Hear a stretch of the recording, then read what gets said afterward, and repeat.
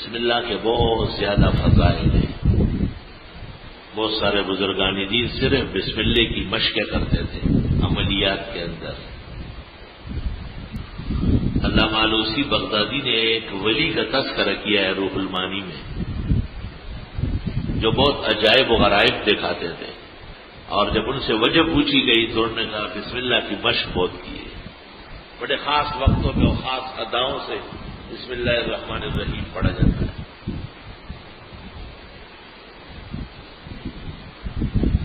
دہلی کے اندر ایک سلیم کفگیر تھا.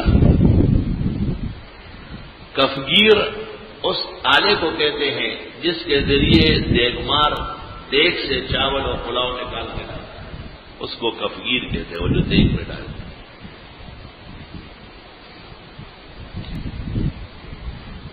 اس کے پاس ایک پنڈت آیا یا کوئی جوگی آیا ہندو مذہب کا،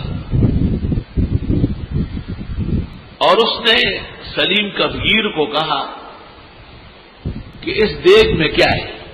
اس نے کہا سالن ہے، چاول بیچتا ہوں. کہا آپ اپنے خدا کو کہے نا کہ اس میں سے چاندی اور سونا نکالے. اس نے کہا وعدہ کرو کتنے لوگ مسلمان ہوں گے. اس نے ایک پورے قبیلے کا نام لیا، وعدہ کیا. سلیم کفگیر نے دیگ کے کنارے پر دعا مانگی، ہاتھ اٹھایا اور کہا یا اللہ میں نے عمر بھر آپ کا بسم اللہ بڑے ذوق و شوق سے پڑھا ہے، اور آپ نے ہر دفعہ مجھ سے نعمتوں کا وعدہ کیا ہے. آج اپنے دین پر آپ ان پر مہربانی فرمائیں اور اس دیگ سے سونا اور چاندی نکالیں. اور کفگیر ہمارا ایک بھر کے ڈالتا ہے تو چاندی نکلتی ہے، دوسرا ڈالتا ہے تو سونا نکل رہا ہے.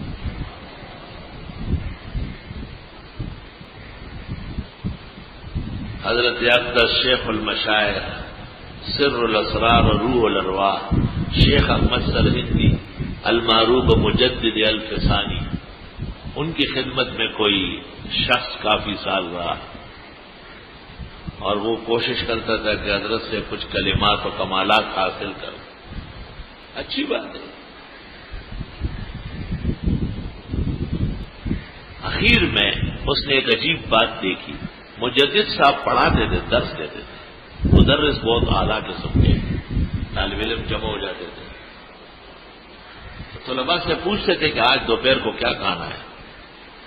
وہ جس چیز کا نام لے لیتے تھے کہتے اچھا جاؤ دیگ رکھا ہوا ہے نا، اس کا منہ اس میں پانی بھرو. پانی بھر دیا کہ اوپر ڈھکن رکھو اور آٹے سے لیپ دو. درس دیتے تھے. جب 12 ساڑھے 12 بج جاتے تھے تو اس زمانے میں یہ دستور تھا درس کے بعد دعا ہوتی تھی. دعائیں خیر کر کے اور پھر جا کے وہ طالب علموں سے کہ دیکھو بھائی دیگ میں کوئی چیز ہے، تو ڈھکن کھول کے جی حضرت پلاؤ پک چکا ہے. کھایا بسم اللہ. خود نہیں کھاتے بالکل. حضرت کا بھی بسم اللہ کا مشہور عمل تھا، بہت مشہور عمل. فرماتے تھے ہم نے اکبر کا دربار اس سے اکھیڑ دیا ہے. بسم اللہ الرحمن الرحیم.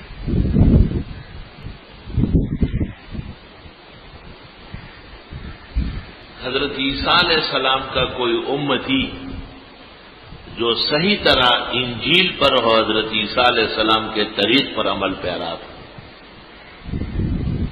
حضرت عیسیٰ علیہ السلام کے آسمان پر جانے کے کافی سالوں بعد کا واقعہ ہے. بعض مفسرین نے لکھا ہے وہ شخص جب مرنے لگا تو اس نے اپنی اہلیہ سے کہا کہ شاید میرے مرنے کے بعد اللہ تعالی ہمیں اولاد دے دے. کچھ امید ہو گئی تھی،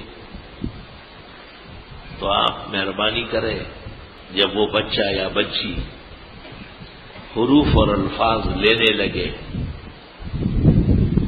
تو آپ اس کو انجیل تعلیم کریں. اس زمانے میں آسمانی کتاب وحی کی ہدایت کی انجیل تھی.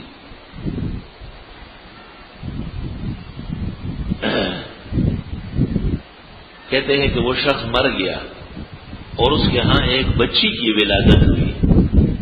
جب وہ بچی 4 ساڑھے 4 سال کی ہو گئی، جب بچے الفاظ سیکھتے ہیں، کلمات لینے لگتے ہیں، تو اس نے انجیل کے ایک عالم کے پاس دیکھی. مکتب میں، اور اس کو کہا کہ اس بچی کو پڑھانا شروع کر دو. نے کہا بہت اچھا. تو انجیل کا جو بسم اللہ تھا، اس استاد نے اس چھوٹی بچی کو پہلے دن کچھ پڑھانا چاہا.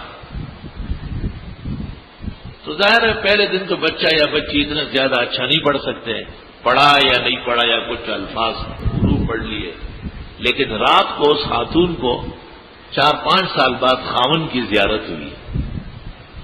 تو اس نے پوچھا کہ آپ اتنے دیر سے آئے، درمیان میں کیوں نہیں؟ کہ میں جہنم میں گرفتار تھا، آج اچانک اعلانات ہو گئے کہ اس کو جہنم سے نکالو، اس کی بچی نے بسم اللہ پڑھا ہے، تو اس لیے میں آ سکا، اس سے پہلے گرفتار تو نہیں آ سکتا. صرف ایک بسم اللہ الرحمن الرحیم، اور وہ بھی انجیل کی، اور یہ قرآن کا بسم اللہ ہے. کیا کہنا ہے اس کے فضل و شرف کا. بسم اللہ الرحمن الرحیم. کسی بھی نیک اور درست اور جائز کام میں جب آپ ہاتھ ڈالتے ہیں تو بسم اللہ پڑھا کریں. گویا کہ بسم اللہ میں اپنا عجز ہے.